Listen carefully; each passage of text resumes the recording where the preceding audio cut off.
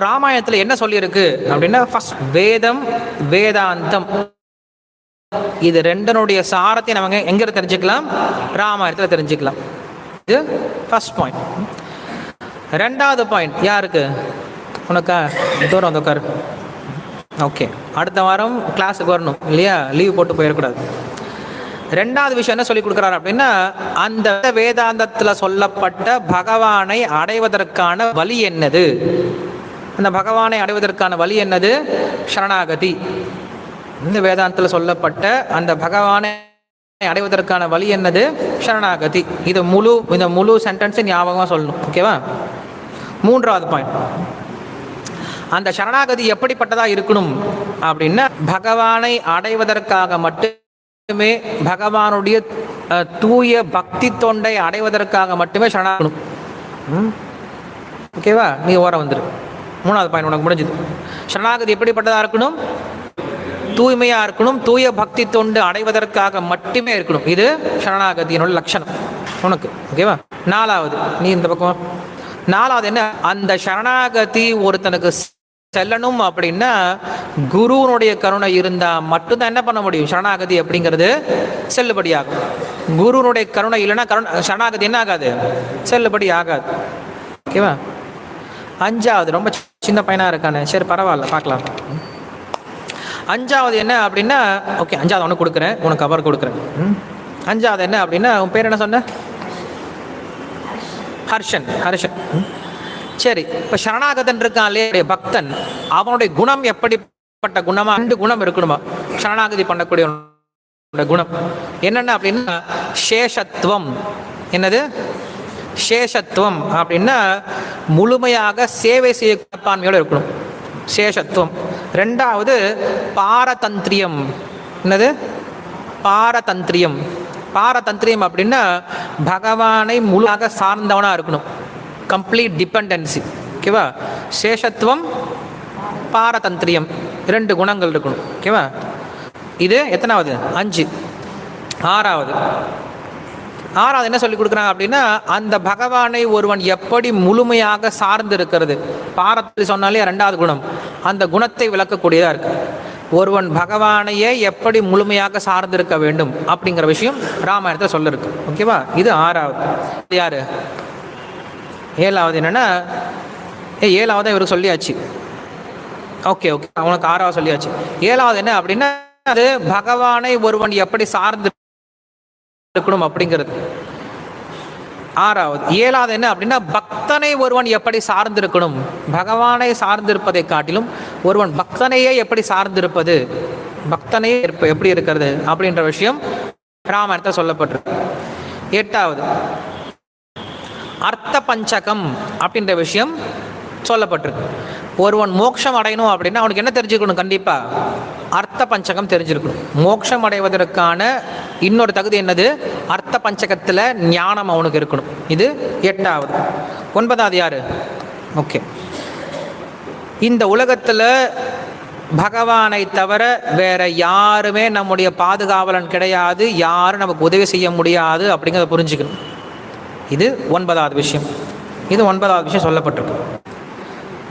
10வது விஷயம், இந்த ஞானம் வருது இல்லையா, பகவான் தான் நம்மை காப்பாற்ற முடியும், பகவான் தான் நம்மளுக்கு உதவி பண்ண முடியும்னு சொல்லிட்டு இந்த ஆச்சாரிய முகேன தான் வரும். அந்த ஆச்சாரனுடைய உதவியோட என்ன பண்ணலாம்? இந்த ஞானத்தை பெறலாம். இது 10வது விஷயம் இல்லையா? 11வது, ஒருவன் இப்படிப்பட்ட ஞானத்தோட பகவானை முழுமையாக சார்ந்து பகவானுக்கு சேவை பண்ண ஆரம்பிக்கிறான். அதே சமயத்தில் காத்துக்கிட்டு இருக்க அவனுடைய கருணைக்காக சேவை பண்றான், முழுமையாக சரணாகதியோட சேவை பண்றான், பொறுமையாக காத்துட்டு இருக்கான், பகவானுடைய காத்துட்டு இருக்கான். இது 11வது விஷயம். அடுத்து யார் சொன்னீங்க? 12.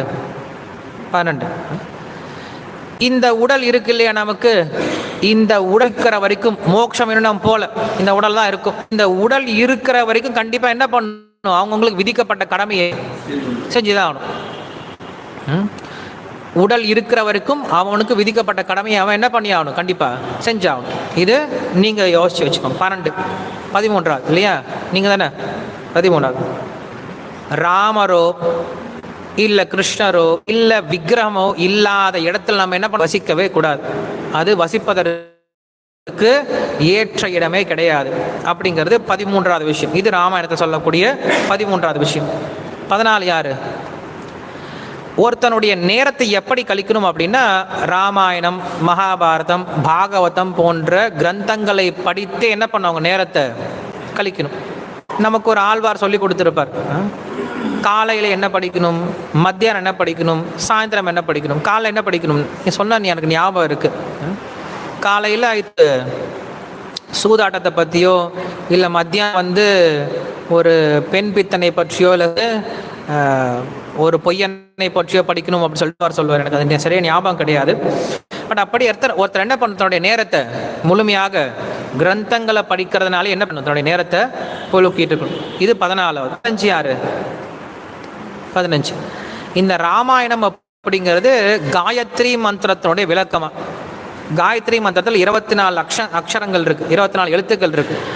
ஒவ்வொரு 1000 ஸ்லோகங்கள் என்ன பண்ணுது, அந்த ஒவ்வொரு எழுத்துக்களை குறிக்கக்கூடியதா இருக்கு. ஸோ அப்போ ஒருத்தர் ராமாயணத்தை நடிக்கும் போது என்ன பண்ணுவாங்க, காயத்ரி மந்திரம் அப்படின்னு சொல்லி சொல்ற. இது 15வது. 16வது யாரு?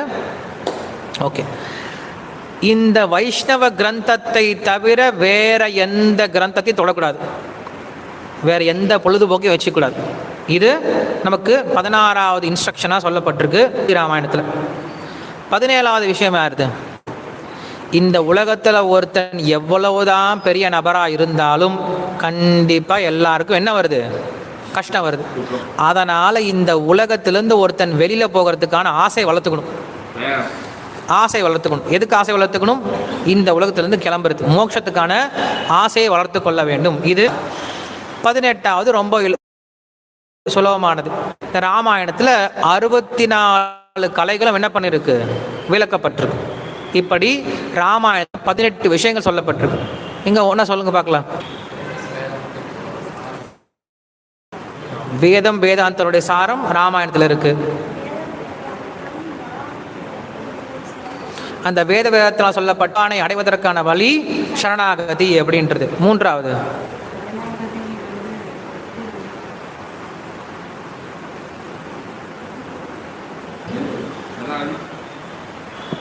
சரணாகதி அப்படிங்கிறது தூய பக்தியை அடைவதற்காக மட்டுமே அவர்களே இருக்கணும், பகவானுக்காக மட்டுமே சரணாகதி இருக்கும். ஓகே.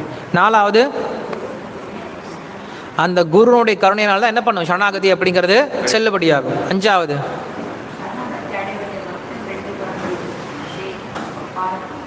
சேஷத்துவம், பாரதந்தியம், 2 குணத்தோட சரணாகதம் இருக்கணும் அப்படின்னு சொல்லி சொல்றார். 6வது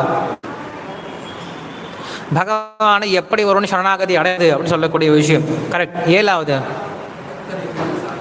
பக்தனை எப்படி சார்ந்து வாழ்வது, சரணாகதியோட வாழ்வது போலோட அப்படிங்கிறது.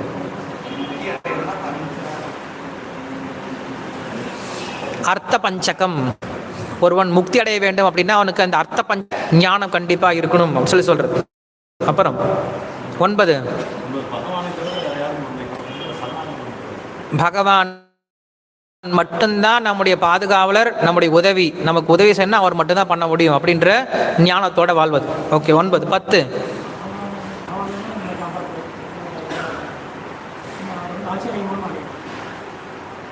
வருது இல்லையா, பகவான் தான் நம்மளை காப்பாத்துறா, நம்மளை உதவி செய்யறார்.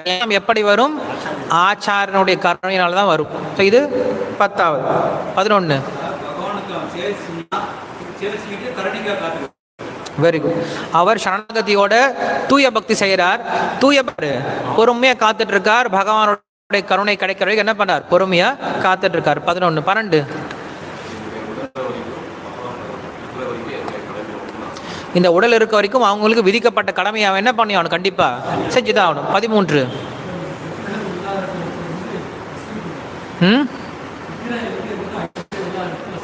இது நம்ம சம்பிரதாயத்தில் எப்படி சொல்லலாம்,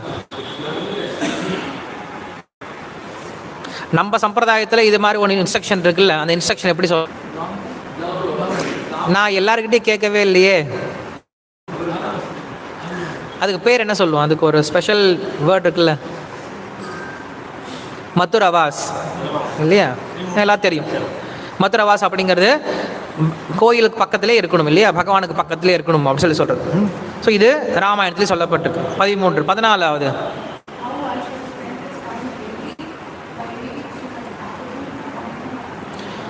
ஒருத்தருடைய நேரத்தை கிரந்தங்களை, சாஸ்திரங்களை, பகவானை புகழக்கூடிய கிரந்தங்களை படிக்கிறதுனால மட்டும் என்ன பண்ணும், அவருடைய நேரத்தை செலவழிக்கணும். 14 மணி. 15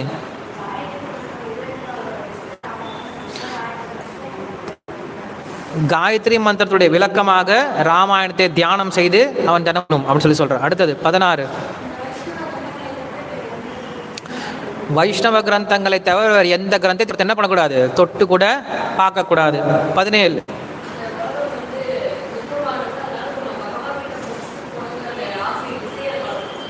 எஸ், இன்னும் கொஞ்சம் சரி பண்ணி சொல்லணும்னா